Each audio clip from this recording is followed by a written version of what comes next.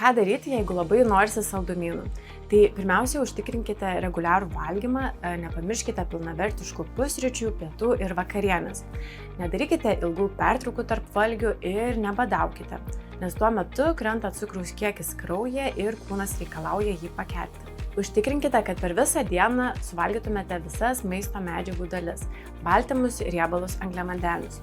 Taip pat nepamirškite įtraukti skaidulų, kurių yra vaisiuose, daržovėse, ankštinėse daržovėse, grūdinėse produktuose ir sėklose.